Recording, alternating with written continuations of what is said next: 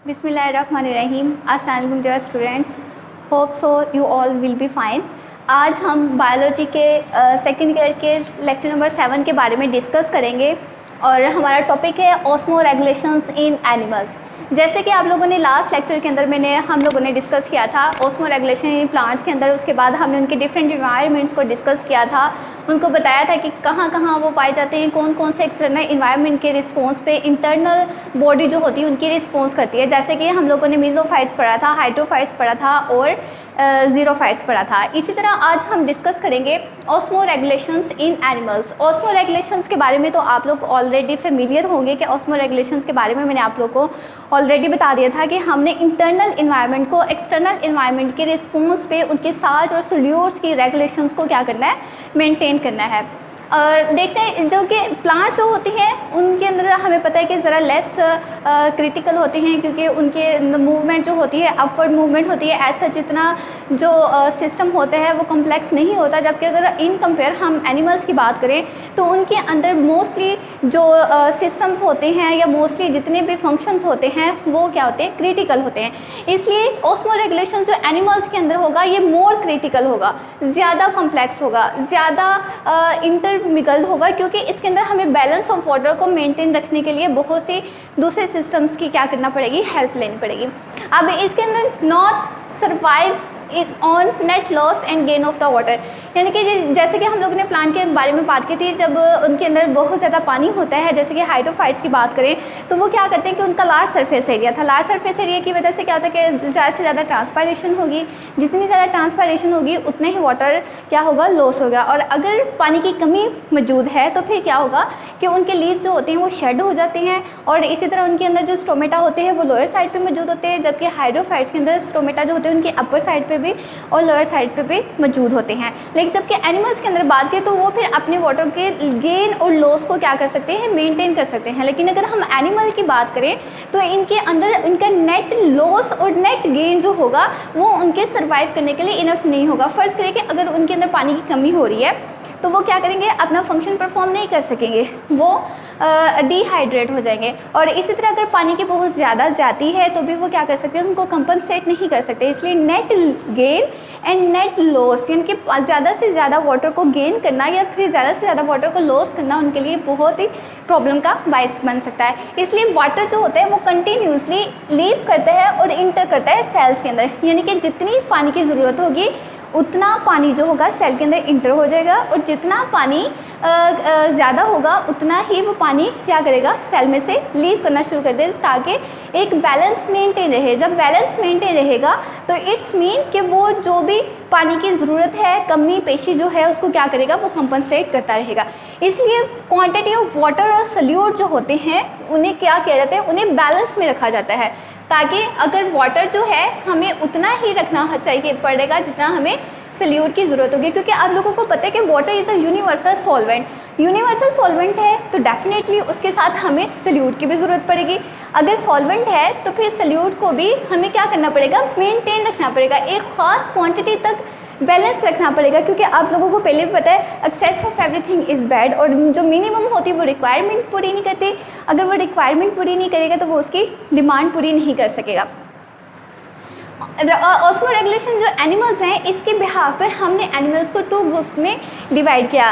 One is the osmo conformers and one is the osmo regulators.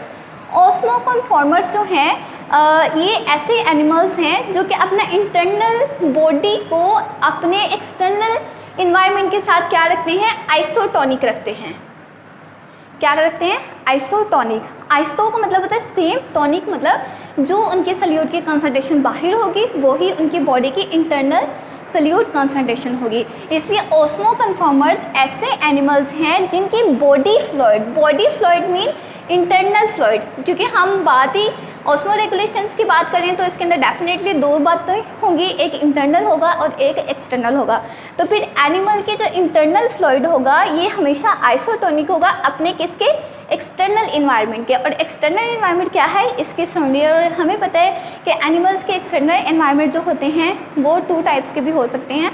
टर्शियल हो सकता है, aquatic हो सकता है। टर्शियल होगा तो उसके अंदर उसको एयर के साथ, टेम्परेचर के साथ रिस्पॉन्स करना पड़ेगा। लेकिन अगर वो एक्वेटिक है तो उसके अंदर उसको वाटर इन्वायरमेंट के साथ क्या करना पड़ेगा, फेस करना पड़ेगा।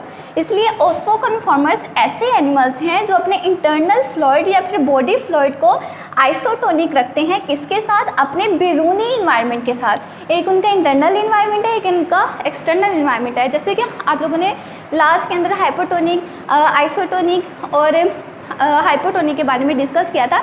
इसी तरह जिसके अंदर क्या होगा कि ऐसे एनिमल जो अपने इंटरनल इन्वायरमेंट को अपने एक्सटर्नल इन्वायरमेंट के साथ आइसोटोनिक मतलब कि बराबर रखें, जितना बाहरी सल्यूट है उतना ही अंदर हो। तो फिर क्या होगा, ना इन्हें नेट लॉस की है ज़रूरत और ना ही नेट गेन की, क्योंकि उनका इंटरनल और एक्सटर्नल इन्वायरमेंट जो है वो क्या है, आइसोटोनिक है।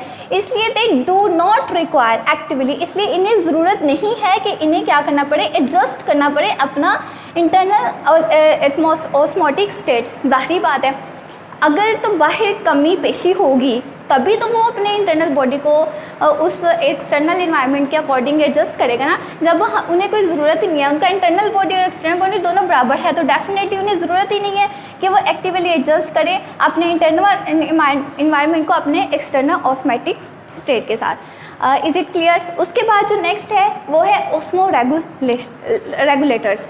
ऑस्मो रेगुलेटर्स जो होते हैं ये ऐसे एनिमल्स हैं जो कि अपने बॉडी फ्लूइड को क्या करते हैं, कॉन्सेंट्रेट करते थे डिफरेंटली। मतलब ये इनका इंटरनल इन्वायरमेंट है और ये इनका एक्सटर्नल इन्वायरमेंट है। इनमें कभी कमी पेशी हो जाती है, कभी ये ज़्यादा हो जाते हैं और कभी ये क्या हो जाते हैं, इनके अंदर कम हो जाता है। क्या कम और ज़्यादा हो रहा है? सल्यूट्स कंसंट्रेशन, सल्यूट की और सॉल्वेंट की।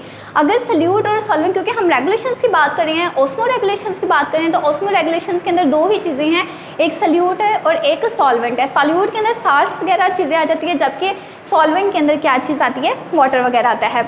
इसी तरह ऑस्मो रेगुलेशंस के अंदर इसके अंदर क्या करते हैं, आइसोटोनिक करते हैं। डेफिनेटली आइसोटोनिक ना ज़्यादा है ना कम है, बिल्कुल इक्विवेलेंट है। लेकिन अगर हम ऑस्मो रेगुलेशंस की बात करें तो इसके अंदर क्या होगा, ज़्यादा भी होगा और कम भी होगा। मतलब दो स्टेट्स आएंगी, एक हाइपोटोनिक आएगी और एक हाइपरटोनिक आएगी।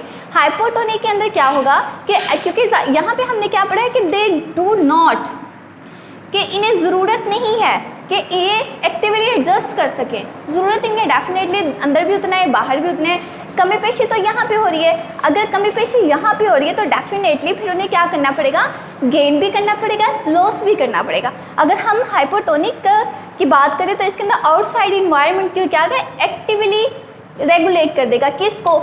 Discharge of the excess salt.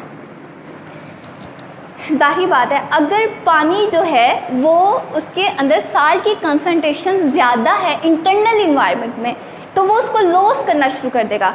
जितना ज़्यादा साल्ट होगा क्वांटिटी में रिक्वायरमेंट से ज़्यादा होगा उसको वो डिस्चार्ज करेगा तो एक्सेस सॉल्ट क्या होगा, वो बाहर की तरफ मूव करेगा।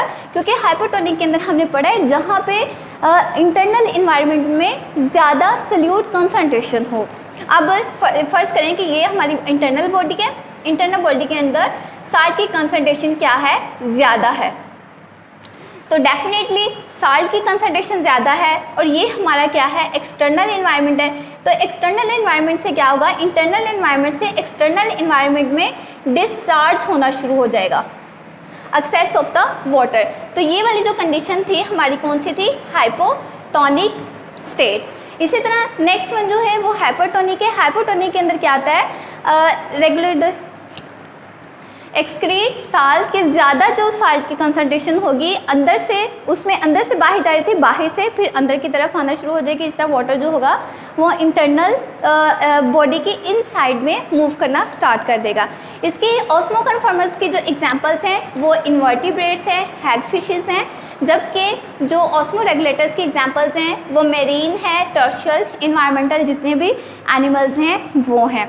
अब इनके अंदर जो क्वेश्चन मोस्टली जो पूछा जाता है एग्जाम्स के अंदर वो ये पूछा जाता है कि डिफाइन द ऑस्मोकन्फॉर्मर्स और ऑस्मो रेगुलेटर्स, या फिर differentiate between the osmoconformers and osmoregulation, या फिर ये भी क्वेश्चन आ सकता है write a note on the osmoregulations in the animal, या फिर how the osmoregulations take place in the animals. These are questions जो है वो एग्जाम्स में पूछे जा सकते हैं, और ये 2 नंबर का क्वेश्चन होगा। अगर 2 नंबर का क्वेश्चन डिफ्रेंशिएशन के अंदर आता है तो फिर आपने क्या करना है कि इसकी कंप्लीट ये दोनों स्टेट्स लिखनी है। स्टेट्स लिखने के बाद इनके जो क्वेश्चन एग्जाम्पल जो है वो मेंशन करनी है। इसी तरह फिर दूसरा जो है वो आपने उसमें रेगुलेटर्स लिखने हैं। इनके ये 2 जो स्टेट्स हैं हाइपोटोनिकी और हाइपोटोनिकी, इन दोनों को एलैबोरेट करना है कि किस तरह इसमें एक्सक्रीट साल हो रहा है, जबकि ये डिस्चार्ज एक्सेस साल को एक्टिवली जो है आउटसाइड इन्वायरमेंट के थ्रू रेगुलेट हो रहा है। इस तरह इसकी एग्जांपल्स लिखनी है मेरीन एंड टर्शियल इन्वायरमेंट के बारे में। नेक्स्ट जो है वो फिर हम डिस्कस करेंगे नेक्स्ट लेक्चर के अंदर कि किस तरह एनिमल जो हैं उनकी अगर एक्वेटिक इन्वायरमेंट है तो उस लिहाज में वो कैसे मूव करते हैं, जैसे कि मेरीन है, फ्रेश वाटर है, टर्शियल है, वॉटएवर, वो फिर हम नेक्स्ट लेक्चर में डिस्कस करते हैं।